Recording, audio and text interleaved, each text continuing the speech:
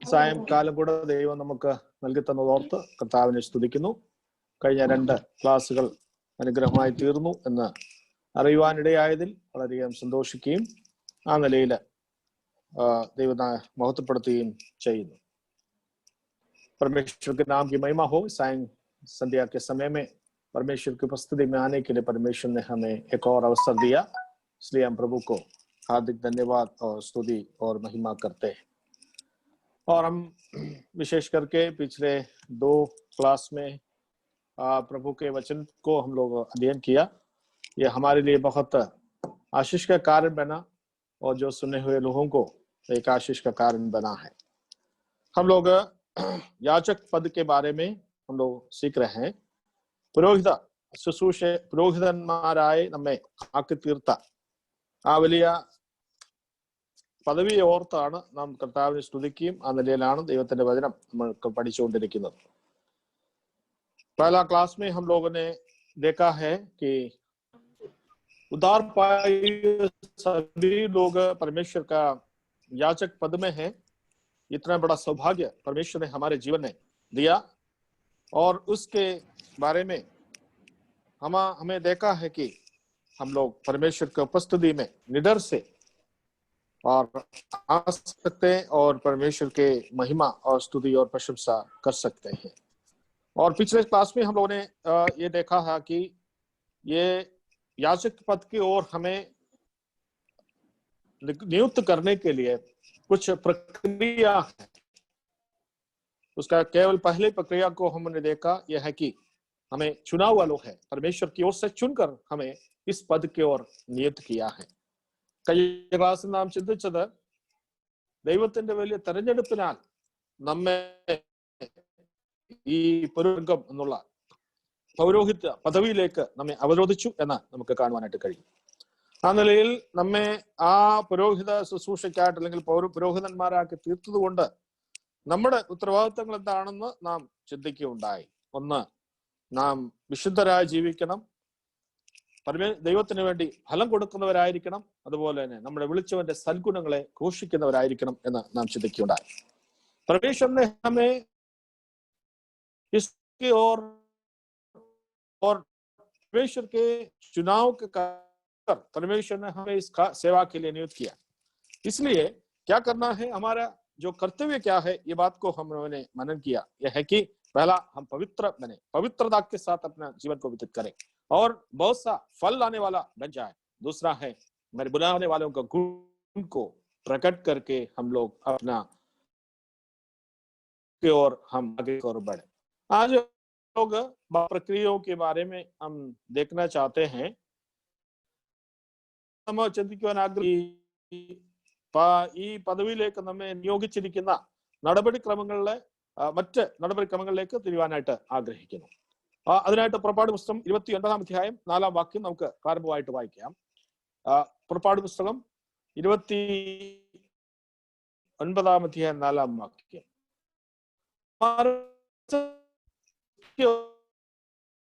मनन करने लिए निर्गमन के पुस्तक 29 अध्याय उसका 4थी आयतों को हम पढ़े. निर्गमन के पुस्तक 29 अध्याय उसकी 4थी आयत, एक्सोडस चैप्टर 29 वर्स 4. हम लोग इस तरह का पढ़ते हैं,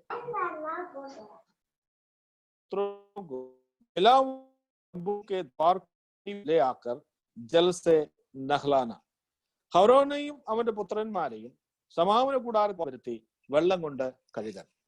पहले हम लोगों ने मनन किया कि परमेश्वर के द्वारा चुना हुआ है और याजक होने के लिए सबसे पहले परमेश्वर को चुना है. हारून और उसके संतानों को इस सेवकाई के लिए परमेश्वर ने नियुक्त किया और चुना करके हम लोगों ने पिछले क्लास में देखा है. यहाँ पर उनको फिर से क्या करना, उनको मिलाप वाले तंबू के समीप ला करके उनको पानी से नहलाना है. तो यहाँ से हम क्या सीखते हैं कि पवित्र माने परमेश्वर के सेवा करने वाले और परमेश्वर के याचकलन और परमेश्वर के जो पुरोहित लोग क्या होना चाहिए कि संपूर्ण रीति से उनका शुद्ध होना जरूरी है. संपूर्ण रीति से शुद्ध होना. इसका नहलाने का जो प्रक्रिया कैसा है, केवल थोड़ा पानी से नहलाता नहीं है, उसका सिर से लेकर नीचे पांव तक अच्छी तरह से नहलाना पड़ता है. और उसके बारे में किसी ने बताया है कि लगभग 300 लीटर पानी इसके इस्तेमाल करते हैं। एक मैंने पुरोहित को नहला, इस पुरोहित पद को नियुक्त करने के लिए, उसको नहलाने के लिए लगभग 300 लीटर पानी इस्तेमाल करते हैं करके और जो बताया गया है। और इसलिए ये जो प्रक्रिया ये बहुत महत्वपूर्ण है, क्योंकि परमेश्वर की सेवा करने वाला एक पुरोहित यानी कि याजक, उनके जीवन में संपूर्ण रीति से शुद्ध होना है, शुद्धता की जरूरत है।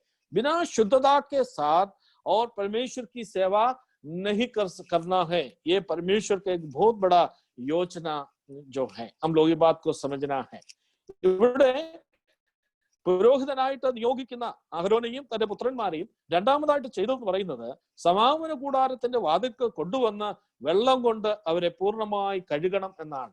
അതിനെക്കുറിച്ച് ചിലർ അഭിപ്രായപ്പെട്ടിരിക്കുന്നത് ഈ വെള്ളം കഴുകുക എന്ന് പറഞ്ഞാൽ ഏതാണ്ട് 300 ലിറ്ററിലധികം വെള്ളം ഉപയോഗിച്ചാണ് കഴുകുന്നത് എന്നാണ് പറഞ്ഞിരിക്കുന്നത്. അപ്പോൾ അതിന്റെ ഗംഭീരത അല്ലെങ്കിൽ അതിന്റെ ആ പ്രാധാന്യം നമുക്ക് അവിടെ മനസ്സിലാക്കുവാനായിട്ട് കഴിയും. उसका महत्व को हम लोग जान सकते हैं कि इतना गंभीरता से इस बात को यहाँ पर लेते हैं।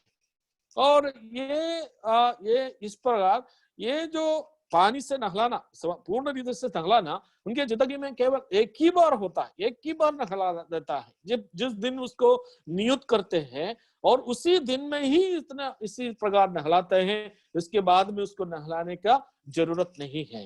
फिर क्या करते हैं, और उनको जब सेवा करने का मिला वाले तंबू के सामने सेवा करने के पहले और उसके बाद में उसके हाथ पांव को कली धोना पड़ते हैं, क्योंकि और इस प्रक्रिया के द्वारा वो याजक के पद के और संपूर्ण रीति से उसको शुद्ध किया और शुद्ध करके और उसका शुद्धता के साथ सेवकाई की ओर उनको नियुक्त किया है, ताकि फिर से उनको ऐसा शुद्ध करने का जरूरत नहीं है। लेकिन फिर क्या करना है, सिर्फ उसके पांव हाथ को धोने से ठीक होगा। और इस प्रकार हम लोग नया नियम में एक बात को पढ़ते हैं, यूहन्ना सुसमाचार 13 अध्याय में प्रभु यीशु मसीह इस बात को बताया है कि हम लोग मालूम है। यूहन्ना सुसमाचार 13 अध्याय उसका 10 पद में जब प्रभु यीशु मसीह चेलों का पांव धोया था, उसी समय में पतरस ने बोला, शिमोन पतरस ने उससे कहा,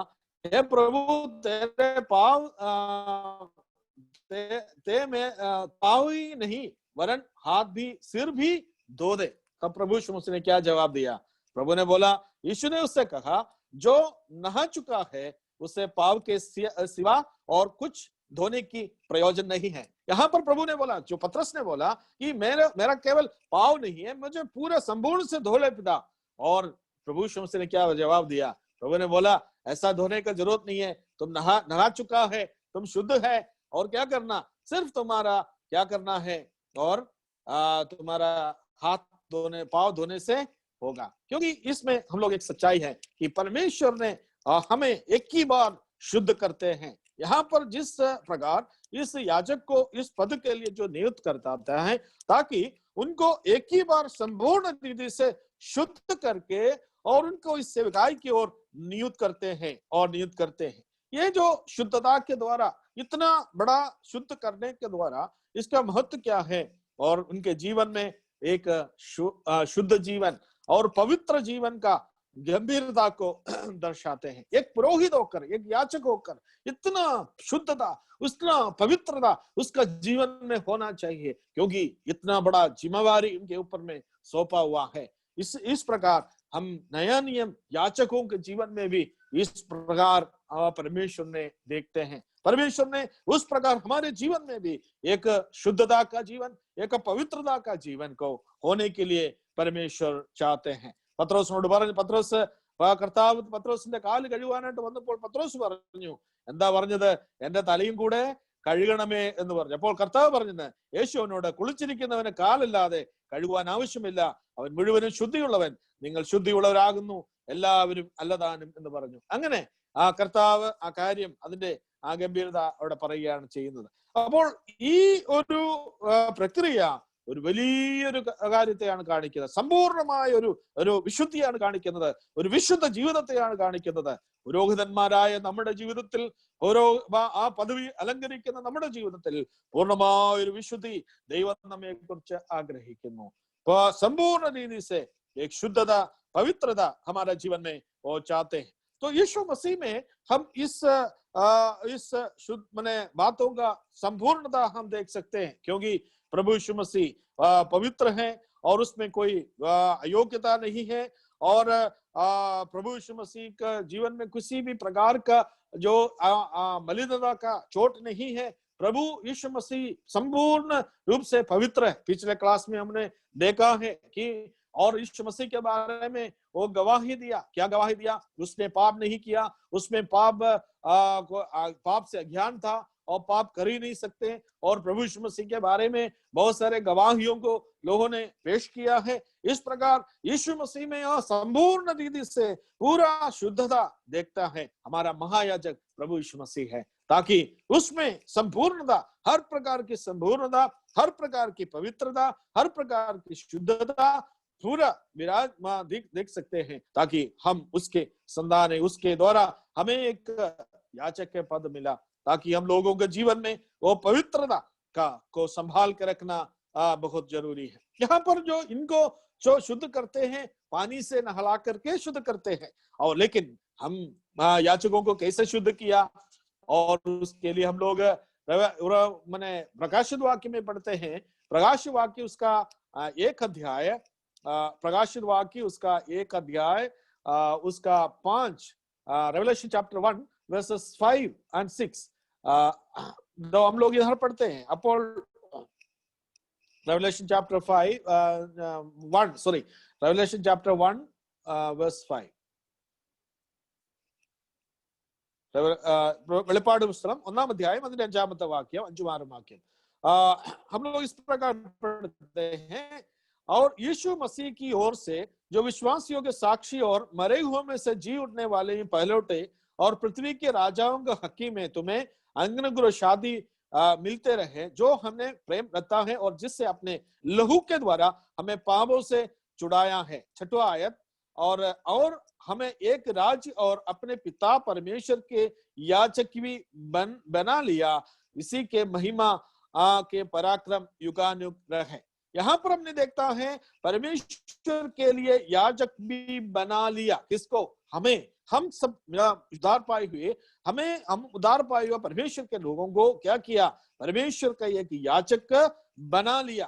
कैसे बनाया है? उसके आगे आयत में, जो 5वीं आयत का आखिरी में जो पढ़ते हैं, जिससे अपने लहू के द्वारा हमें पापों से छुड़ाया।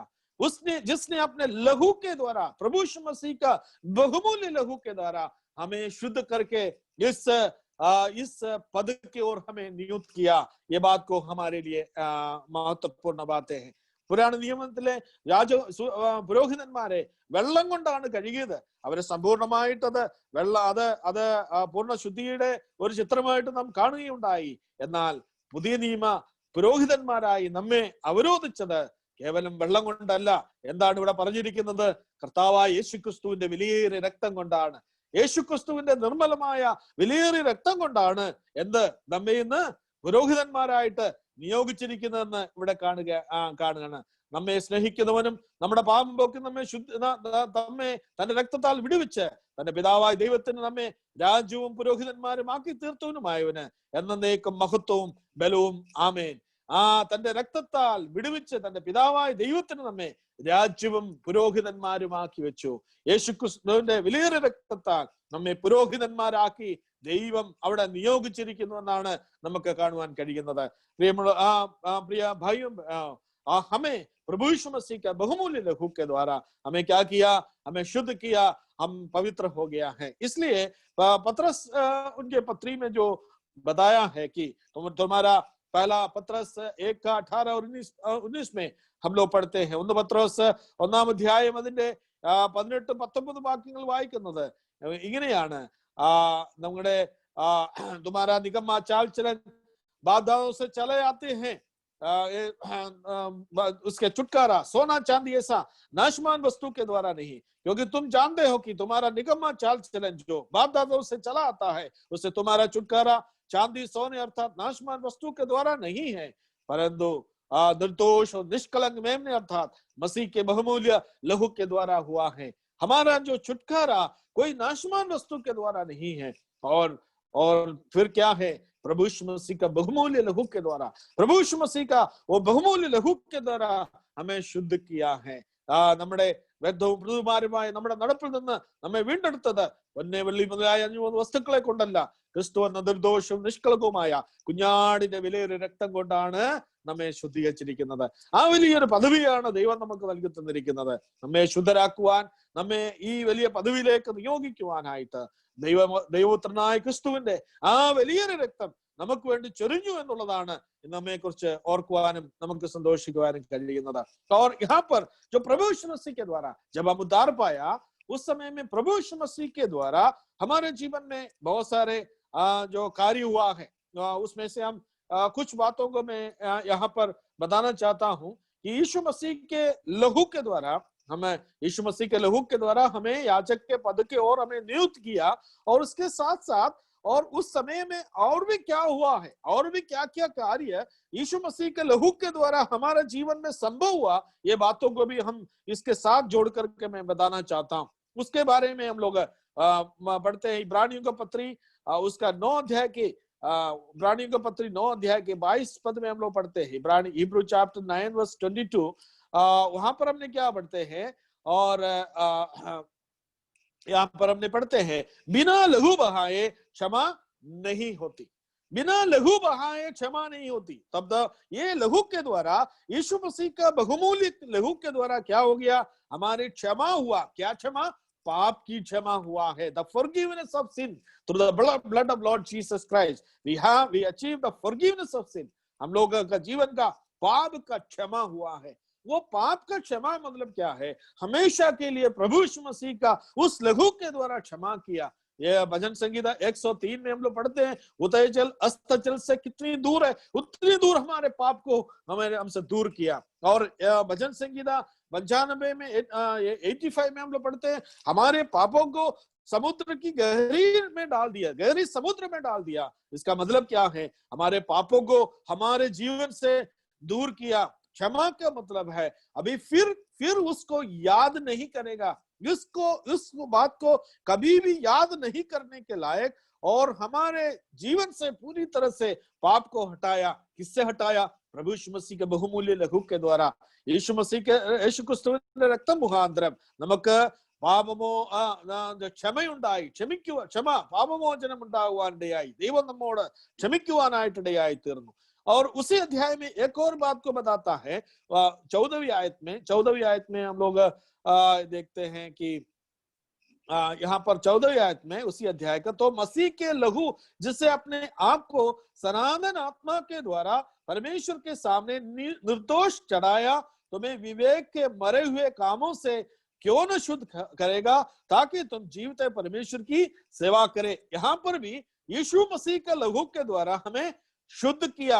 through the blood of Lord Jesus Christ, he cleansed us, and हमें ശുദ്ധീകരിച്ചു, നമ്മെ ശുദ്ധീകരിച്ചു യേശുക്രിസ്തുവിന്റെ രക്തത്താൽ ശുദ്ധീകരിച്ചു। യേശുക്രിസ്തുവിന്റെ രക്തത്താൽ പാപമോചനം ലഭിച്ചു, യേശുക്രിസ്തുവിന്റെ രക്തത്താൽ നമ്മെ ശുദ്ധീകരിച്ചിരിക്കുന്നു എന്ന് ഇതൊക്കെ കാണുവാൻ കഴിയും। हमें परमेश्वर का बहुमूल्य मसीह का लहू के द्वारा हमें क्या किया, हमें शुद्ध किया करके हम लोग यहाँ पर देख सकते हैं।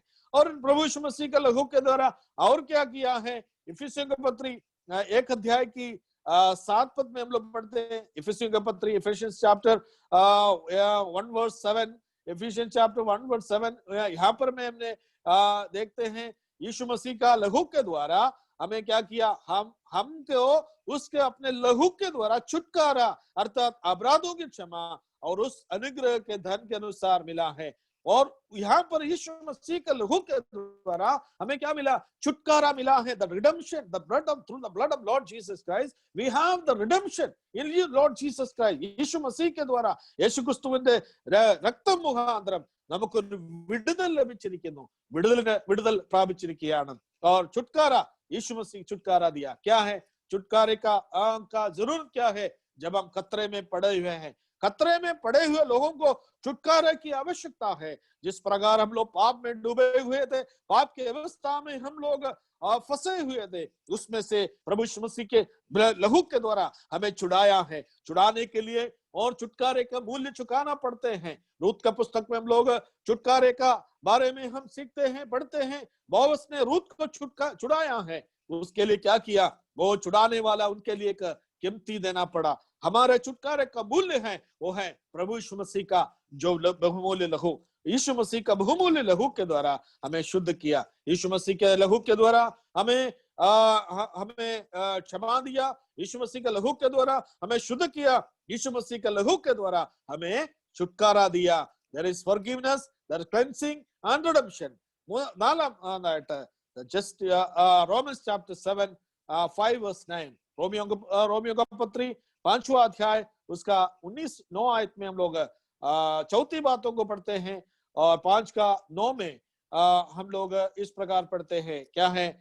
सो जबकि हम उसके लहू के कारण धर्मी ठहरे, അവന്റെ രക്തത്താൽ നീതീകരിക്കപ്പെട്ടവന് ശേഷമോ അവൻ അത്രയധികമായി കോപത്തിന് രക്ഷിക്കപ്പെടും.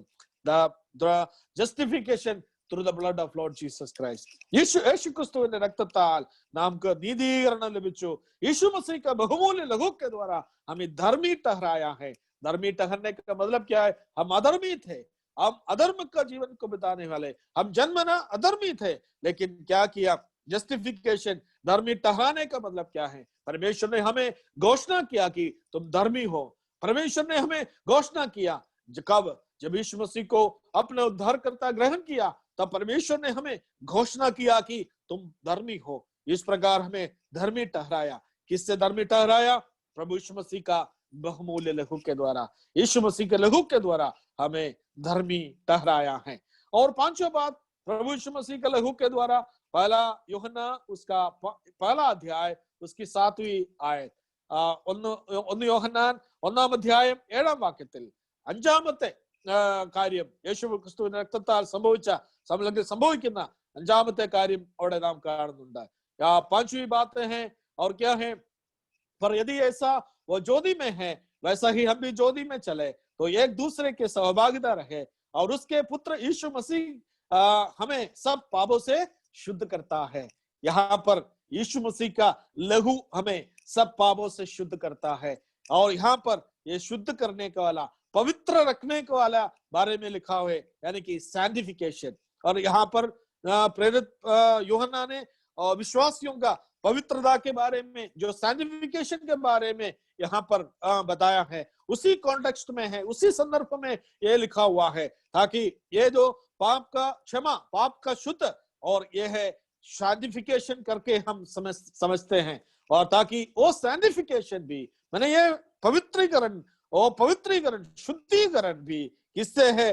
प्रभु यीशु मसीह का लहू के द्वारा है। देखिए, यीशु मसीह के लहू के द्वारा हमारे जीवन में क्या क्या हो रहा है। यीशु मसीह का लहू के द्वारा न केवल हमें पुरोहित के पद के और नियुक्त किया है, यीशु मसीह के लहू के द्वारा हमें क्षमा दिया, हमें शुद्ध किया, छुटकारा दिया और धर्मी बनाया, और हमें पवित्रीकरण भी, हमारे शुद्धिकरण भी हमारे जीवन में प्रभु यीशु मसीह के लहू के द्वारा हो रहा है। और 6वीं बात, और कोलोसियों का पत्री में हम लोग पढ़ते हैं, कोलोसियों का पत्री, वहां पर हमने कोलोसियों का पत्री उसका 1 अध्याय उसका 20 पद में हम लोग पढ़ते हैं। कोलोसियों का पत्री 1 अध्याय के 20 पद. കൊലോസ്യ ലേഖനം 1-ാം അധ്യായം 20-ാം വാക്യത്തില് 6-ാമത്തെ കാര്യം യേശുക്രിസ്തുവിന്റെ രക്തത്താൽ സംഭവിച്ച കാര്യങ്ങളെ കുറിച്ച് അവിടെ പറയുന്നു. അവൻ और उससे क्रूस पर बहे हुए लहू के द्वारा मेल मिलाप कर दिया. क्रूस पर बहे हुए लहू के द्वारा मेल मिलाप कर दिया, क्योंकि हम परमेश्वर के साथ वो शत्रुता था. और रोमियो का पत्री 5वां अध्याय में हम लोग पढ़ते हैं, जो धर्मी बनाए हुए लोगों के जीवन में क्या क्या फल मिला है, उसमें है हम लोग क्या करते हैं. हम शत्रु ही थे, प्रभु यीशु मसीह के साथ, परमेश्वर के साथ हम वैरी थे. हमें क्या किया, हमें मित्र मिलाया, ताकि हमारे साथ एक मेल मिलाप किया. वो मेल मिलाप भी कैसा हुआ है, यीशु मसीह का लहू के द्वारा हुआ करके हम लोगों ने पढ़ते हैं. നമ്മുടെ ജീവിതത്തിൽ കർത്താവിനോട് ദൈവത്തോട് നിരപ്പ് പ്രാപിച്ചു. റോമാലേഖനം 5-ാം അധ്യായത്തിൽ നമ്മൾ ശത്രുക്കളായിരുന്നപ്പോൾ ദൈവത്തോട് നിരക്കുവാനായിട്ട് ഇടയായി തീർന്നു. ആ നിരപ്പ് കർത്താവായ യേശു ക്രിസ്തുവിന്റെ വിലയേറിയ രക്തത്താലാണ് നമുക്ക് ലഭിച്ചത് എന്ന് ഇവിടെ നമുക്ക് കാണുകയാണ്. सातवीं बातों को देखते हैं इब्रानियों का पत्री 10:9 में, इब्रानियों का पत्री 10:9, इब्रानियों का पत्री 10:9 में हम लोग पढ़ेंगे हिब्रू चैप्टर 10:9, ഇബ്രായ ലേഖനം 10-ാം അധ്യായം അതിന്റെ 19-ാമത്തെ വാക്യം, 19 पद में वहां पर भी हम लोग एक और बात देखते हैं कि यीशु मसीह के लहू के द्वारा, सो हे भाइयों, जबकि हमें यीशु के लहू के द्वारा उस नए और जीवने मार्ग से पवित्र स्थान में प्रवेश करने का हियाब हो गया है। यहाँ पर हमने क्या देखता है, परमेश्वर के पवित्र स्थान में प्रवेश करने का हियाब हो गया। ये हियाब हमें किससे मिला? यीशु के लहू के द्वारा हमें मिला है। यीशु मसीह के बहुमूल्य लहू के द्वारा हमें परमेश्वर के वो पवित्र स्थान में जाने का अवसर मिला है। हम जानते हैं पुराने नियम में महायाजक महाप्रायश्चित के दिन में और वध किया हुआ मेमने का लहू लेकर के बहुत भक्ति के साथ, भय के साथ वो महापवित्र अधिपवित्र स्थान में प्रवेश करके और क्या करते, अनुग्रह के सिंहासन की ओर उस संदूक के ऊपर में लहू को चढ़ा करके वो वापस आते थे। कि उनको उस प्रकार जाने के लिए धैर्य और साहस कैसे मिल गया? उस लहू के द्वारा, उस लहू के माध्यम से और लहू की सहायता से, और उसने उस महापवित्र स्थान में प्रवेश किया है। आज हमारे जीवन में भी वो महापवित्र स्थान में अनुग्रह के सिंहासन के सामने प्रवेश करने के लिए, प्रवेश होने के लिए हमें हियाब मिला है। वो क्या है? वो मेमने का लहू के द्वारा नहीं, भेड़ बकरियों का लहू के द्वारा नहीं है, बछड़ों के लहू के द्वारा नहीं है। फिर क्या है? और सर्वशक्तिमान परमेश्वर पिता परमेश्वर के एकलौते पुत्र प्रभु यीशु मसीह का वो बहुमूल्य लहू के द्वारा हमारे जीवन में वो प्राप्त हुआ है। कितना अनोखा बातें हैं, कितना आशीषित लोग हैं हम लोगों का जीवन में। परमेश्वर ने इतना आशीष किया है कि प्रभु यीशु मसीह के लहू के द्वारा हमें क्या किया? याजक के पद की ओर हमें नियुक्त किया है। और इसके अलावा और हमारे जीवन में यीशु मसीह के लहू के द्वारा हमें क्षमा मिला, हमें शुद्ध किया, छुटकारा दिया और धर्मी बनाया, हमें पवित्रीकरण हुआ और मिलाप हुआ है, परमेश्वर के स्थान में प्रवेश होने का हियाव हो गया। कितना अनोखा बातें हैं प्यारो, हमारे जीवन में इतना बड़ा सौभाग्य यीशु मसीह का बहुमूल्य के लहू के द्वारा हुआ है। इसलिए प्रेरित पौलुस पतरस ने बोला कि हमारा निकम्मा चाल चलन बाप-दादों से चला आता थे, उसका छुटकारा सोना चांदी ऐसा नाशवान वस्तु के द्वारा नहीं, यीशु मसीह का बहुमूल्य लहू के द्वारा हुआ है। इसलिए क्या है? हम है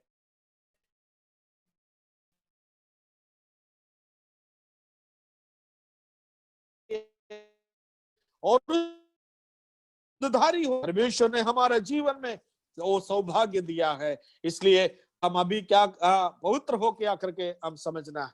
लेकिन एक बात को कई लोगों ने साथ देता है, क्योंकि इस प्रकार पानी से नहलाने का जो प्रक्रिया को और बपतिस्मा के साथ जोड़ देते हैं। लेकिन हम लोग इसको इस प्रकार हम लोग नहीं बोल सकते हैं कि ये पानी को से वो प्रेरित होने के लिए नहलाया, इसलिए बपतिस्मा लेकर के और डुबकी बपतिस्मा लेकर के वो शुद्ध होता है। ये इसको हम लोग इसके साथ कभी भी तुलना नहीं कर सकते हैं, क्योंकि वचन में हम लोग पतरस का पहला पतरस में हम लोग पढ़ते हैं, पहला पतरस 3:11 में है, फर्स्ट पीटर chapter 3:11, പത്രോസ് മൂന്നാം അധ്യായം അതിന്റെ 21-ാമത്തെ വാക്യത്തിൽ നാം വായിക്കുന്നു, ഇതിനെ പലരും സ്നാനത്തോട് തുല്യമായിട്ട് ചിത്രീകരിച്ച് പഠിപ്പിക്കാറുണ്ട്. എന്നാൽ വചനത്തിൽ പറയുന്നതാണ് അത് സ്നാനത്തിന് മുൻകുറി സ്നാനമോ ഇപ്പോൾ ജഡത്തിന്റെ അഴുക്ക് കളയുന്നതായിട്ടല്ല, ദൈവത്തോട് നല്ല മനസാക്ഷിയുള്ള അപേക്ഷയ്ക്കായിട്ട് അത്രേ യേശു ക്രിസ്തു പുനരുത്ഥാനത്താൽ നമ്മെ रक्षिക്കുന്നു। और किसी पानी का दृष्टांत भी अर्थात बपतिस्मा यीशु मसीह की जो जीवने के द्वारा अब तो बताता उससे शरीर में मेल को दूर करने के अर्थ नहीं है, परंतु शुद्ध विकास से परमेश्वर के वश में हो जाने का अर्थ है। बपतिस्मा हमारा शरीर का मेला को दूर करने के नहीं है, ये बात को समझना है, क्योंकि बपतिस्मा के द्वारा वो शुद्धता नहीं होता, हम शुद्ध होने के बाद ही बपतिस्मा लेता है। क्योंकि और इसका जो शिक्षा जो हम उस प्रकार देखते हैं उसमें जाना नहीं चाहते, लेकिन संपूर्ण रीति से हमारा पवित्रता शुद्धता जो इस याजक के पद के ओर हमें नियुक्त करने के लिए केवल पानी के द्वारा नहीं है, हमारा शुद्धता प्रभु यीशु मसीह का बहुमूल्य लहू के द्वारा है। हुआ है। इस प्रकार उनका इस याचक के पद की ओर लेके जाते हैं। और दूसरा प्रक्रिया आज हम लोगों ने देखा है कि याचकों को पानी के द्वारा पानी से नहला करके और उसको नियुक्त करते हैं। तीसरा प्रक्रिया की ओर जाएंगे। हम लोग वापस एक्सोडस निर्गमन के पुस्तक में आएंगे। निर्गमन के पुस्तक 19 अध्याय और उसका 5 आयत में हम लोग देखेंगे। फिर से 5 और 6 आयत में മൂന്നാമത്തെ പ്രക്രിയ അല്ലെങ്കിൽ മൂന്നാമത്തെ നടപടിക്രമത്തിലേക്ക് വരുവാനായിട്ട് പോവുകയാണ്। പുറപ്പാട് പുസ്തകം 29 അധ്യായം 5-6 വാക്യങ്ങൾ നമുക്കവിടെ വായിക്കുവാനായിട്ട് കഴിയും। वहां पर तीसरा जो प्रक्रिया की ओर जाएंगे, तब उस वस्त्रों को लेकर हारून को अंगरख और एफोद का धागा पहनाना और एफोद और चपरास बांधना और एफोद का कांड हुआ पटुका भी बांधना। और 6वीं आयत, और उसके सिर पर पगड़ी को रखना और पगड़ी पर पवित्र मुकुट को रखना। यहाँ पर जो हम लोगों ने देखता है कि तीसरा प्रक्रिया क्या है, उसको वस्त्र पहनाना, माने याजक होने के लिए उसके लिए एक विशेष एक वस्त्र को पहनाना है। और याजक के वस्त्र के बारे में अगर हम लोग सीखने जाएगा तो बहुत समय लगेगा, लेकिन हम उसके बारे में कुछ मैंने विशेषता को बताना नहीं चाहते, लेकिन इतनी बोलकर के मैं आगे बढ़ना चाहता हूं। याजक पद होने के लिए क्या होना है, उसको वस्त्र पहनना पड़ेगा। अगर वस्त्र नहीं पहनने से क्या होगा, उसके 28वें अध्याय में उसका 28 में का 43 में हम लोग पढ़ते हैं। उनका 43 उसी अध्याय की 43 पद में हम लोग इस प्रकार पढ़ते, और जब हारून और उसके पुत्र मिलाप वाले तंबू में प्रवेश करे या पवित्र स्थान में सेवा टहल करने की वेदी के पास आए, तब वे उन छातियों को पहने ना हो कि वे पापी ठहरे और मर जाए, या हारून के लिए और उसके बाद उसके वंश के लिए भी सदा भी विधि ठहरे। यहाँ पर लिखा हुआ है याजक लोग ये वस्त्र नहीं पहनने से क्या होगा, वो पापी ठहराएंगे, वो मर जाएंगे बोलकर लिखा है, क्योंकि वस्त्र पहनना बहुत जरूरी है। और ये वस्त्र का बिना याजक परमेश्वर के मंदिर में प्रवेश नहीं करना है। परमेश्वर की सैंक्चुरी में, जो परमेश्वर के मंदिर में, उनको प्रवेश करना अनुमति नहीं है। ऐसा होगा तो क्या होगा, उनको पापी ठहराएंगे, मर भी जा सकता है। उतना बड़ा गंभीरता जो इस बातों के बारे में जो लिखा हुआ है। इसलिए मैंने याजक होने के लिए क्या करना, उसको वस्त्र को पहनाना है। उस वस्त्र के बारे में क्या लिखा हुआ है, उसका मतलब क्या है करके लिखा हुआ है। ये वस्त्र क्या चीज को दर्शाता है? ഇവിടെ നിയമിക്കുന്നവർ ആ നടപടിക്രമത്തിലെ മൂന്നാമത്തെ കാര്യം, അവർക്ക് വിശേഷമായ ഒരു വസ്ത്രം ധരിപ്പിക്കേണ്ടത് ആവശ്യമാണ്. 28-ാം അധ്യായത്തിൽ വായിച്ചത്, അതിന്റെ 43-ാം വാക്യത്തിൽ വായിച്ചത്, വസ്ത്രമില്ലാതെ അവിടെ പുരോഹിത ശുശ്രൂഷ ചെയ്യുവാൻ പാടില്ല. ചെയ്താൽ അവർ പാപിയും അതുപോലെ മരണത്തിന് ഇടയായി തീരും എന്ന് അവിടെ നമുക്ക് കാണുവാൻ കഴിയും. അതുകൊണ്ട് ഈ വസ്ത്രം വളരെ പ്രാധാന്യം അർഹിക്കുന്ന ഒരു കാര്യമാണ്. അതിന്റെ ഒരു പ്രത്യേകത എന്താണ്, അല്ലെങ്കിൽ ആ വസ്ത്രം എന്താണെന്നുള്ളത് ദൈവത്തിന്റെ വചനത്തിൽ നമുക്ക് കാണുവാൻ കഴിയുന്നുണ്ട്. യെശയ്യാ പ്രവചനം അതിന്റെ 61-ാം അധ്യായത്തിന്റെ 10-ാം വാക്യത്തിൽ അത് കാണുവാനായിട്ട് കഴിയും. യെശയ്യാ പ്രവചനം 61-ാം अध्याय 10-ാമത്തെ വാക്യം, ये जो वस्त्र क्या है बोलकर यशायाह ने यहाँ उनके पुस्तक में 61 अध्याय में उनकी 10वीं आयत में जो लिखा हुआ है, यशायाह की पुस्तक 10वें अध्याय की 61 अध्याय के 10वीं आयत में, ये यहोवा के कारण आदि आनंदित होगा, मेरा प्राण परमेश्वर के कारण मगन रहेगा, क्योंकि उसने मुझे उद्धार के वस्त्र पहनाए और धर्म की चादर ऐसे ओढ़ी थी जैसे दुल्हा फूलों की माला से अपने आप को सजाता और दुल्हन अपने गहने के कारण श्रृंगार करती है। यहाँ पर वो वस्त्र का चित्र, वस्त्र का मतलब क्या है, वो है उद्धार का वस्त्र पहनाए हुए, उद्धार की वस्त्र को पहनाए हुए और याचकों को परमेश्वर को उपस्थिति में होना चाहते। और इसलिए इस वस्त्र क्या दर्शाता है, उद्धार का वस्त्र। हम लोग गलातियों का पत्री उसका 3रा अध्याय उसकी 27वीं आयत में, गलातियों का पत्री तीसरा अध्याय उसकी 27 ഗലാത്യ ലേഖനം 3-ാം അധ്യായം അതിന്റെ 27-ാമത്തെ വാക്യത്തിൽ നാം ഇങ്ങനെ വായിക്കുന്നത് എന്താണ്? 27-ാമത്തെ വാക്യത്തിൽ നാം ഇങ്ങനെ വായിക്കുന്നു, और तुम्हें भी जिन्हें मसीह के बपतिस्मा लिए हैं कि मसीह को पहन लिया। और उद्धार के वस्त्र, जो वस्त्र पहनने का मतलब क्या है? हम नया नियम का पुरोहित लोग है। पुरोहित झूठ क्या है? और मसीह को पहना लिया। मैं मसीह को पहना लिया, क्योंकि हमारा वो वस्त्र क्या है? मसीही, स्वयं मसीही है। क्योंकि मसीही का मतलब क्या है? मसीह का स्वभाव, मसीह का चरित्र, मसीह का चाल चलन, मसीह का रहन सहन, सब कुछ क्या है? उस आदर्श रख करके, क्योंकि इस बुरे संसार के बीच में हम एक अलगाव का जीवन को जीना है, हम उस प्रकार देखना है। संसार के लोग हमें देखने से पता चलना है कि ये वास्तव में वो परमेश्वर का लोग है, विश्वासी है करके समझना है।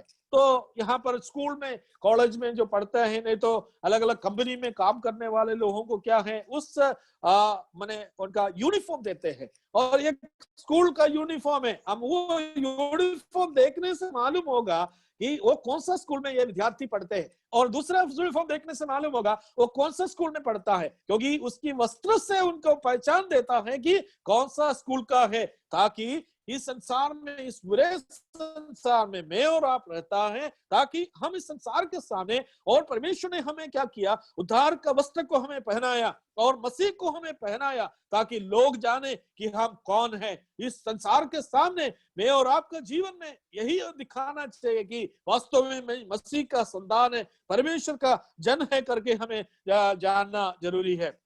അപ്പോൾ ഈ പുരോഹിതൻ എന്നുള്ള നിലയിൽ ഈ വസ്ത്രം ഉടുപ്പിക്കുന്നതിന്റെ കാരണം എന്ന് പറയുന്നത്, ഈ ലോകത്തിൽ നമ്മളെ ഒന്ന് വ്യത്യസ്തമായി കാണുവാൻ ആഗ്രഹിക്കുന്നു. ദൈവം നമ്മെ വ്യത്യസ്തമായി കാണുവാൻ ആഗ്രഹിക്കുന്നു. ഗലാത്യലേഖനം 3-ാം അധ്യായം 27-ാം വാക്യത്തിൽ നിന്ന് വായിച്ചത്, ക്രിസ്തുവിനെ നാം ധരിച്ചിരിക്കുന്നു എന്നാണ്. നാം ലോകം നമ്മൾ കാണുമ്പോൾ നമ്മയല്ല, ക്രിസ്തുവിനെയാണ് നാം വെളിപ്പെടുത്തിയിരിക്കുന്നത്. 2-ാം അധ്യായത്തിന്റെ गलातियों के पत्र 2 अध्याय की 20 पद में है, मैं मसीह के साथ क्रूस पर चढ़ गया, मैं मेरे लिए जीवित नहीं रहा, मसीह मुझ में जीवित है। मैं मसीह के साथ क्रूस पर चढ़ गया, मैं मेरे लिए जीवित न रहा, मसीह मुझ में जीवित है। ഞാൻ ക്രിസ്തുവിനോട് ക്രൂശിക്കപ്പെട്ടിരിക്കുന്നു, ഇനി ജീവിക്കുന്നത് ഞാനല്ല, ക്രിസ്തുവത്തെ എന്നിൽ ജീവിക്കുന്നു. ആ ഒരു അനുഭവത്തോടു കൂടിയുള്ള ജീവിതമാണ് ഈ ലോകത്തിൽ ഒരു പുരോഹിതൻ എന്നുള്ള നിലയിൽ എന്റെയും നിങ്ങളുടെയും ചെറിയ ഉത്തരവാദിത്വം. അതുകൊണ്ട് പ്രിയമുള്ളവരെ, ഈ ക്ലാസ് നാം കേൾക്കുന്നത് കൊണ്ട് ഒന്നുകൂടെ ഇത് കാര്യങ്ങൾ ഓർപ്പിക്കുന്ന, ദൈവത്തിന്റെ ആത്മാവ് നമ്മെ ഓർപ്പിക്കുന്നതിന്റെ അതിപ്രധാനമായ കാര്യം എന്ന് പറയുന്നത്, നാം എത്രയോ ഗംഭീരമായി, എത്രയോ വലിയൊരു ദൗത്യമായി നാം ഇത് മനസ്സിലാക്കിക്കൊണ്ട്, നമ്മുടെ വലിയൊരു ഉത്തരവാദിത്തമാണെന്ന് മനസ്സിലാക്കിക്കൊണ്ട് ജീവിക്കുവാൻ ദൈവം നമ്മെ കുറിച്ച് ആഗ്രഹിക്കുന്നു. इन क्लास इन दिनों में हम सुनने का और सीखने के द्वारा हमारे जीवन में हम ये बात को समझना है कि कितना बड़ा गंभीरता है कि परमेश्वर ने हमें इस पद की ओर नियुक्त किया है, ताकि हम मसीह को पहना लिया, ताकि लोग हमारे जीवन के द्वारा मसीह को देखे, हमारा बोली के द्वारा मसीह को देखे, हमारा चाल चलन के द्वारा मसीह को देखे, और हमारे रहन सहन के द्वारा मसीह को देखे। हमारे हर बातों में, हर पल, हर चीज में मसीह की को प्रकट करना है, ताकि लोग हमें देख करके ये बोलने सके वास्तव में वो है मसीही लोग। हम जानते हैं जो अंत्योक्या में सबसे पहले शिष्य लोगों को मसीही कहलाया, इसका कारण क्या है? क्योंकि उसने कुछ ऐसा जीवन पाया, लोगों के सामने सच्चा मसीहियत का जीवन को बिताया है। इस प्रकार उनको लोगों ने नाम दिया है, ताकि वो इस प्रकार उनके जीवन को बिताया। हम लोग नाम कर हम लोग पुकारते बुलाते हैं, इसका कारण क्या है? हम खुद ही नाम नहीं लिया है, फिर कैसे है? हमारे जीवन के भाईचारे का प्रेम को दिख करके दूसरे लोगों ने ये नाम दिया है कि वास्तव में वो ब्रदरन है। क्योंकि हमारा जीवन का चरित्र, हमारे जीवन का जो कार्य को दूसरों के सामने प्रकट करके क्या करते हैं? हम उस प्रकार अपने जीवन को बिता सकते हैं. അന്ത്യോക്യയിൽ വെച്ച് ശിഷ്യന്മാർക്ക് ആദ്യം ക്രിസ്ത്യാനികളുടെ പേര് വരുവാനിടയായത് അവർ ആ നിലയിൽ ജീവിച്ചു. ഒരു യഥാർത്ഥമായ ക്രിസ്ത്യാനിയായിട്ട് കർത്താവിന്റെ ഗുണഗണങ്ങളെ അവരുടെ ജീവിതത്തിൽ പൂർണ്ണമായി പകർത്തിക്കൊണ്ട് അവർ ജീവിച്ചത് മുഖാന്തരം അവർക്ക് ക്രിസ്ത്യാനി എന്ന പേര് ലഭിക്കുവാനായിട്ടിടയായി തീർന്നു. यहाँ पर हमने क्या देखते हैं कि उनको ये वस्त्र पहना है, हम लोग मसीह को पहना हुआ लोग हैं, ताकि हमारे जीवन में हम लोग उस प्रकार का जीवन को बिताना चाहिए. चला एफएससी का पत्री में आएंगे. एफएससी का पत्री उसका 7 अध्याय की 4 अध्याय का 17वीं आयत में 4 का 17 में एफएस लेഖനം 4 अध्याय 17ാമത്തെ വാക്യത്തിൽ നാം ഇങ്ങനെ വായിക്കുന്നു, इसलिए इसलिए एक कहता और प्रभु में जताए देता हूं कि ऐसे अन्य जाति लोग अपने मन की अनर्थ रीति पर चलते हैं, तुम अब से फिर ऐसे न चले। अन्य जातियों लोग अपने की वही पर चलता है, वैसा हम नहीं चलें, क्योंकि हमारा चाल चलन ऐसा होना चाहिए कि अन्य जाति लोग जैसा अपने व्यर्थ बातों के जैसा और संसारिक जीवन के जैसा चलता है, वैसा हम नहीं चले करके परमेश्वर के वचन में लिखा हुआ है। पत्री 3 का 5वीं आयत से जो लिखते हैं, उतार डालो, मार डालो, उतार दो, और इस प्रकार की कई बातों को हम लोगों ने देख सकते हैं। इस प्रकार कई बात हमारे जीवन से ये देखते हैं, और इसलिए हमारा वस्त्र को हम क्या करना, हमेशा पवित्र रखना है, हमारा जीवन को पवित्र रखना है। हम लोग सबोपदेशक में जाएंगे। सबोपदेशक बुक ऑफ एक्लीसियास्टिस, सबोपदेशक में एक पद हम आपके सामने रखना चाहता हूं। 9 अध्याय की 8 पद में एक्लीसियास സഭാപ്രസംഗി 9ാം അധ്യായം അതിന്റെ 8ാമത്തെ വാക്യം, സഭാപ്രസംഗി 9ാം അധ്യായം 8ാമത്തെ വാക്യം, അവിടെ നാം വായിക്കുന്നത്, तेरे वस्त्र सदा उछले रहे और तेरी सिर पर तेल की घटी न हो। നിന്റെ വസ്ത്രം എല്ലായ്പ്പോഴും വെള്ളയായിരിക്കട്ടെ, നിന്റെ തലയിൽ എണ്ണ കുറയാതിരിക്കട്ടെ। परमेश्वर हमेशा हमारा जीवन से चाहते हैं कि हमारा वस्त्र क्या होना, सदा उछले रहे, स्वेद रहे, उछले रहे और स्वेद होना है। നിങ്ങളുടെ വസ്ത്രം എപ്പോഴും വെള്ളയായിരിക്കട്ടെ। നമുക്ക് ലഭിച്ചിരിക്കുന്ന വസ്ത്രം ഒരിക്കലും അഴുക്ക് വളരുവാൻ അല്ലെങ്കിൽ മലിനത പെടുവാനായിട്ട് ഒരിക്കലും നമുക്കിടയാകുവാൻ ഇടവരരുത്। हमारे जो वस्त्र को कभी भी उसमें मेले लगने के लिए नहीं होना चाहिए, क्योंकि परमेश्वर ने हमें ऐसा एक वस्त्र दिया है, उस वस्त्र को हम संभालना है। वो हमारा मसीही जीवन है, हमारा नैतिक जीवन है, हमारा धार्मिक जीवन है। उसको क्या करना, पवित्रता में बनाए रखना है। उसमें कुछ मेल मिलाप होने के लिए, मेला छिपने के लिए हम अवसर नहीं देना प्रियो। इसलिए हम अपने बहुत सावधानी से चलना जरूरी है। हम लोग प्रकाशित वाक्य में सरदीस की कलीसिया के बारे में वहां पर जो संदेश दिया हुआ है, വെളിപ്പാട് പുസ്തകം അതിന്റെ 3ാം അധ്യായം 4-5 വാക്യങ്ങളിൽ ഇവിടെ സർദീസിലെ സഭയോടുള്ള ദൂതനെ കുറിച്ച് നമുക്കവിടെ വായിക്കുന്നുണ്ട്। സർദീസ് की कलीसिया की ओर जो संदेश दिया है, उस संदेश के बारे में हम लोग 3रा अध्याय के 4 और 5 आयत में हम लोग पढ़ते हैं। पर हाँ, सरदीस में तेरे यह कुछ ऐसे लोग हैं जिन्हें अपने अपने वस्त्र अशुद्ध नहीं किया, वे श्वेत वस्त्र पहने हुए मेरे साथ घूमेंगे, क्योंकि वे इस योग्य है। यहाँ पर जो सरदीस की कलीसिया के बारे में जो संदेश दे रहा है, और सरदीस के कलीसिया के कुछ गलतियों को बताया है, इसलिए बोला फिराओ, मन फिराओ, कई गलतियों को बताया, लेकिन और इधर में जो उनके लिए एक अच्छा एक गुण के बारे में बता रहे, क्या है, सरदीस में तेरे पास कुछ ऐसे लोग हैं, सब लोग नहीं है, और कुछ ऐसे लोग हैं, क्या है, अपने वस्त्र को शुद्ध नहीं किया, अपने शुद्ध नहीं किया। प्रियो, जीवन में हमारे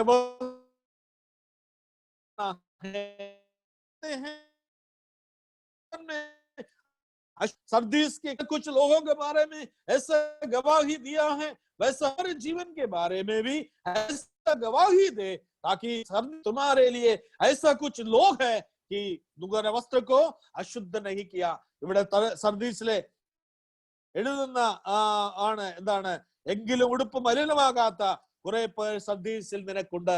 ഓ, സർദീസിലെ സഭയെ കുറിച്ച് പല നെഗറ്റീവായിട്ടുള്ള അല്ലെങ്കിൽ പല തെറ്റുകളെ കുറിച്ച് ദൈവത്തിന്റെ ആത്മാവിടെ രേഖപ്പെടുത്തിയിട്ടുണ്ട്. അവരുടെ മനസ്സ് നിലപ്പെടുവാൻ പറഞ്ഞു. എന്നാൽ അവരുടെ ചിലര് ഉടുപ്പ് മലിനമാകാത്ത ചിലരുണ്ട്. പ്രിയമുള്ളവരെ, ഉടുപ്പ് മലിനമാകാതെ നാം സൂക്ഷിക്കുവാൻ ദൈവം നമ്മെ കുറിച്ച് ആഗ്രഹിക്കുന്നു. നാം രക്ഷിക്കപ്പെട്ടപ്പോ ആ ഉടുപ്പ് നമുക്ക് ലഭിച്ചു. ദൈവത്തിന്റെ ആ രക്ഷാ വസ്ത്രം കർത്താവ് നമുക്ക് നൽകി തന്നു. ആ രക്ഷാവസ്ത്രത്തെ മലിനമാക്കാതെ സൂക്ഷിക്കുവാൻ തക്കവണ്ണം കർത്താവിന്റെ വരവ് വരെ, അതുപോലെ നമ്മുടെ മരണം വരെ ആ വസ്ത്രത്തെ മലിനമാക്കാതെ സൂക്ഷിക്കുവാനായിട്ട് എന്റെയും നിങ്ങളുടെ ജീവിതത്തിൽ വലിയൊരു കർത്തവ്യമുണ്ട്. എന്നെ പുരോഹിതനായിട്ട് ഈ ലോകത്തിലാക്കിയിരിക്കുന്നതിന് ദൈവത്തിന്റെ ഉദ്ദേശം എന്താണെന്നുള്ളത് നാം മനസ്സിലാക്കിക്കൊണ്ട് പൂർണ്ണമായ വിശുദ്ധിയോടെ ജീവിക്കുവാൻ ദൈവം നമ്മെ കുറിച്ച് ആഗ്രഹിക്കുന്നു. उसके 16 अध्याय में उस 16 अध्याय में chapter 16 Revelation chapter 16 അവിടെ നാം വായിക്കുന്നത്, वहां पर हमने क्या पढ़ते हैं 16 उसका 15वीं आयत में हम लोग पढ़ते हैं। 15वीं आयत में हम लोग पढ़ते हैं, देख मैं तेरे ही नहीं आता हूं, धन्य है वो जागता रहता है और वस्त्र की चौकसी रखता है, नंगा ना फिरे और लोग उसका नंगापन को ना देखे। यहाँ पर कुछ लोगों के बारे में बताते हैं जो अपने वस्त्र की चौकसी करता है। अपने वस्त्र को चौकसी किया मतलब अपने वस्त्र को मलिनता होने के लिए, गंदा होने के लिए, मैला नहीं चिपने के लिए उसने चौकसी किया। हमारे जीवन में चौकसी करना है। परमेश्वर क्या है, जो वस्त्र दिया उस वस्त्र को संभाल के रखना मेरे और आपका कर्तव्य है। ये बात को समझना जरूरी है। जकरिया के पुस्तक में हम लोग एक व्यक्ति के बारे में पढ़ते हैं, वो अपने वस्त्र को मलिन किया है। जकरिया का पुस्तक उसका 3रा अध्याय उसका 1 से लेकर के हम लोग പഠിത്തെ സക്രിയ പ്രവചനം 3-ാം അധ്യായം 1 മുതലുള്ള വാക്യങ്ങളിൽ ഒരു മഹാപുരോഹിതനെ കുറിച്ച് അവിടെ വായിക്കുന്നുണ്ട്. അദ്ദേഹത്തിന്റെ പേര് योशुआ എന്നായിരുന്നു. यहूदा नाम के एक महायाजक के बारे में हम लोग वहां पढ़ते हैं। उनका ऐसा पढ़ते हैं, फिर अपने यहोशू महायाजक को यहोवा के द्वार के सामने खड़ा हुआ मुझे देखा और शैतान उसकी दहरी और उसका विरोध करने को खड़ा था। और तब यहोवा ने शैतान से कहा, हे शैतान यहोवा तुझको यहोवा जो यरूशलेम के अपना लोग है और तुझे गुटके क्या वो आग से निकलती हुई लुटकी भी नहीं की।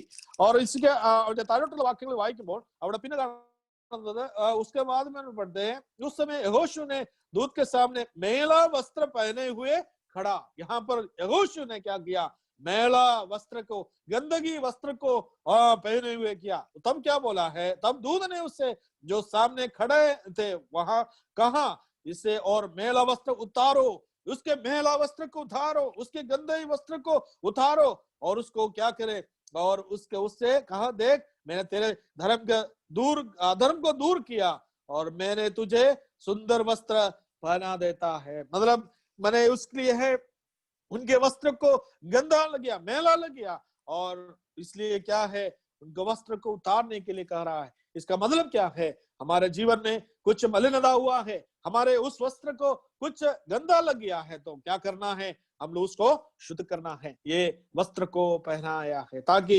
हमें मिला हुआ वस्त्र को क्या करना, हम लोग पवित्रता में रखना, शुद्ध रखना, उसको हम लोग स्वेद रखना, उछले रखना है, ताकि और किसी प्रकार की गंदा उसमें नहीं लगना है। तो ये हमारे जीवन का उस पवित्रता को दर्शाते हैं, पवित्रता का वो गंभीरता को दर्शाता है। एक याजक होकर के हम कितना गंभीरता से जीना है, पवित्रता से जीना है, और किसी भी प्रकार का जो गंदगी हमारे जीवन में नहीं आना। वो गंदगी का मतलब क्या है, वो पाप और पाप का स्वभाव, पाप का जो अभिलाषा हमारा जीवन में नहीं आए, क्योंकि शैतान हमेशा हमारे साथ में हमें भड़काने के लिए बहुत कोशिश करते हैं। आंखों की अभिलाषा और शरीर की अभिलाषा, आंखों की अभिलाषा, जीविका का घमंड के द्वारा हमें गिराने के लिए, फंसाने की कोशिश करता है, ताकि हम सावधानी से रहे, क्योंकि हमारे वस्त्र को हमेशा उछले रखने के लिए हम कोशिश करना है। परमेश्वर ने सहायता करे। हमारे पास में जो 10 मिनट बाकी है, एक चौथी बातों को भी बता करके मैं इस प्रक्रिया को आज यहाँ पर समाप्त करना चाहते हैं। और चौथा प्रक्रिया, നാലാമത്തെ നടപടിക്രമം എന്ന് പറയുന്നത്, നമുക്ക് പുറപ്പാട് പുസ്തകം 29-ാം അധ്യായം അതിന്റെ 7-ാം വാക്യത്തിലേക്ക് വായിക്കാം। निर्गमन के पुस्तक 29 अध्याय की 7वीं आयत में हम लोग पढ़ते हैं। 29 अध्याय के 7वें, तब अभिषेक का तेल ले उसके सिर पर डालकर उसका अभिषेक करना है। चौथा प्रक्रिया है अभिषेक करना है। They were anointed. और അഭിഷേകത്താൽ ഈ പദവിയിലേക്ക് അവരെ നിയോഗിച്ചു. നമ്മൾ 4 കാര്യം കണ്ടു. ഒന്ന്, ദൈവത്തിന്റെ തെരഞ്ഞെടുപ്പ്. രണ്ടാമതായിട്ട് നമ്മുടെ വെള്ളം കൊണ്ട് കഴുകി. മൂന്നാമതായിട്ട് നമുക്ക് കണ്ടത് വസ്ത്രം ഉടുപ്പിച്ചു. നാലാമതായിട്ട് अभिषेकताल ഈ നിയോഗിക്കുന്നു. ये प्रक्रिया 4 प्रक्रिया हम लोग देखते हैं। पहला प्रक्रिया, परमेश्वर ने उस सेवकाई के लिए नियुक्त करने के लिए चुन लिया। दूसरा है पानी से नहलाया। तीसरा है वस्त्र को पहनाया। चौथा है यहाँ पर हमने देखता है और अभिषेक किया है। अभिषेक करके, और लेवी व्यवस्था 8:30 में भी ऐसा किया करके हम लोग पढ़ते. लेवी व्यवस्था 8-ാം അധ്യായം 30-ാം വാക്യത്തിൽ അങ്ങനെ ചെയ്തു എന്ന് കാണുവാനായിട്ട് കഴിയുന്നുണ്ട്. और यहाँ पर जो अभिषेक का बारे में हम लोग जो सीखता है, ये पुराने नियम में और 3 पदधारियों को अभिषेक करके उस पद की ओर नियुक्त करता था. मैंने 3 पदधारियों को अभिषेक के द्वारा उस पद की ओर नियुक्त करता था. कौन कौन है? भविष्यद्वक्ता और याचक. तीसरा है राजा. और भविष्यद्वक्ताओं के को अभिषेक के द्वारा नियुक्त किया करके पहला राजा 19 अध्याय की 16वीं आयत में पढ़ते. समय का अभाव से मैं निकल के पढ़ना नहीं चाहता हूं. और पहला राजा, 1 King chapter 19 verse 16 says that, and through the anointment of they appointed us prophet, or sorry, പ്രവാചകന്മാരായിട്ട് ഈ അഭിഷേകത്താൽ നിയോഗിക്കുന്നു എന്ന് നമ്മൾ വായിക്കുന്നുണ്ട്. രണ്ടാമത് दूसरी और नियुक्त किया, और याजक होने के लिए नियुक्त किया. यहाँ पर हमने देखा निर्गमन के पुस्तक 19 अध्याय की 7वां अध्याय. और तीसरा, जो राजाओं को भी इस पद के ओर में नियुक्त करता था, इससे और अभिषेक के द्वारा. यहाँ पर हमने पहला शमूएल के पुस्तक 9 अध्याय की 16वीं आयत में पढ़ते हैं. वहां पर भी हम लोगों ने देखता है कि राजाओं को ये मैंने अभिषेक के द्वारा नियुक्त किया है.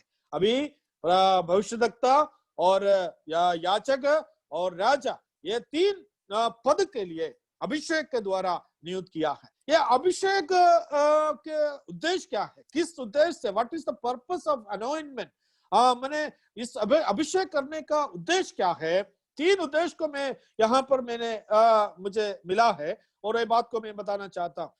ഇങ്ങനെ അഭിഷേകം ചെയ്യുന്നതിന്റെ ഉദ്ദേശം എന്താണ്? फर्स्ट ऑफ ऑल, जो सेट अपार्ट, पहला जो उनको अलग करने के लिए, मैंने अभिषेक के द्वारा उसको अलग करने के लिए. हम लोग पढ़ेंगे दूसरा राजा के पुस्तक, दूसरा राजा उसका 9 अध्याय उसका 6वीं आयत. दूसरा राजा 9 अध्याय की 6वीं आयत में हम लोग पढ़ते हैं. First King chapter 6 രണ്ട് രാജാക്കന്മാർ 9-ാം അധ്യായം 6-ാം വാക്യം. അവിടെ വായിക്കുന്ന ഇങ്ങനെ, उस प्रकार पढ़ते. तब उठकर घर में गया और उसने ये कहकर उससे सिर पर तेल डाला कि इस्राएल का परमेश्वर यहोवा यो कहता है, मैं अपनी प्रजा इस्राएल का राजा होने के लिए तेरा अभिषेक कर लिया है. और यहाँ पर मैं इसको जिसको अभिषेक किया, उसके आगे में हम लोग पढ़ते हैं. मैंने यहाँ 5वें आयत में यहाँ पहुंचकर उसने क्या किया कि सेनापति बैठे गए हैं, और उसके कहा, सेनापति मुझे तुझसे कुछ करना है.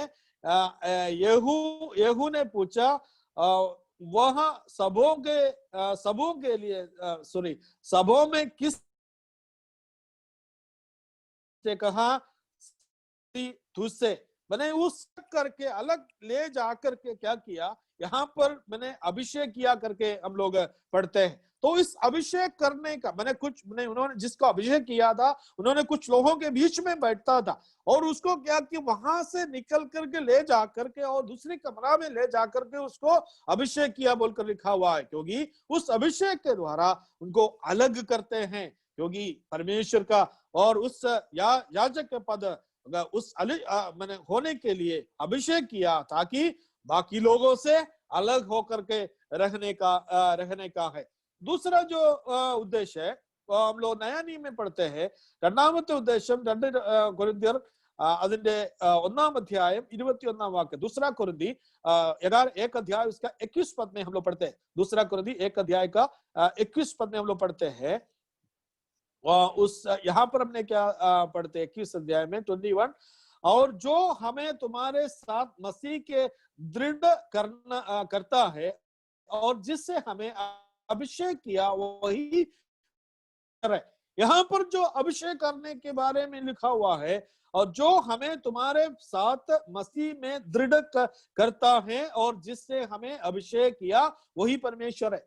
तो वो अभिषेक के द्वारा क्या करते हैं, हमें दृढ़ करते हैं, हमें सामर्थ बनाता है, हमें सशक्त बनाता है, ऐसा जो लिखा है, हमें दृढ़ कर देता है, क्योंकि इस अभिषेक के द्वारा वो दृढ़ हो जाता है, उनका जीवन में एक मजबूत होता है कि परमेश्वर ने मुझे इस सेवकाई के लिए करके अपने आप को अपने अंदर में एक साहस और धैर्य और मैंने धैर्य को प्राप्त करते हैं। इस प्रकार उसके लिए उस उद्देश्य से उसका मैंने अभिषेक करता है। तीसरा जो उद्देश्य है उस अभिषेक के बारे में हम लोग तीसरा उद्देश्य है पहला इतिहास 1 Chronicles chapter 16 verses 21 and 22, 16, 21 and 22, वहां पर हमने पढ़ते हैं। तीसरा उद्देश्य को हम लोग पढ़ते हैं, परंतु उसने किसी मनुष्य को उन पर अंधेर करने न दिया और राजाओं को उसके निमित्त यह धमकी देता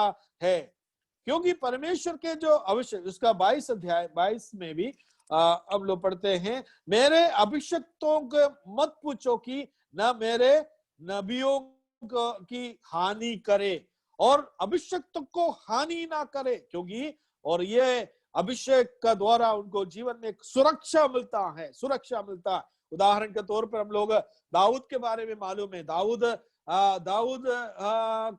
शाऊल से डर करके दाऊद पूरा जंगल में था, एक गुफा में बैठा हुआ था, उस गुफा के सामने आकर के शाऊल आके बैठ गया, उसके वस्त्र का एक टुकड़ा को काट के निकाला, लेकिन उस समय में दाऊद को शाऊल को मार डाल सकता था, लेकिन उन्हें बोला है कि मैं परमेश्वर के अभिषिक्त को ऊपर में हाथ नहीं रखूंगा, ये क्योंकि और उनको वो डर था, क्योंकि परमेश्वर के अभिषिक्त है, यहूदियों इस्राएल के राजा है, परमेश्वर के अभिषेक के द्वारा उसको नियुक्त किया, ताकि अभिषिक्त क्या करता, अभिषिक्त एक पवित्र होता है, पवित्र उसको जीवन में और सुरक्षा देता है, ताकि ये 3 उद्देश्य है, to set apart, to empowering the people, to protect for the protection, मैंने उनको अलग करके रहने के लिए और उसका दृढ़ता में और सामर्थ्य बनाने के लिए, और क्या करते हैं, तीसरा है उसका जीवन में सुरक्षा मिलने के लिए उनको अभिषेक करता है।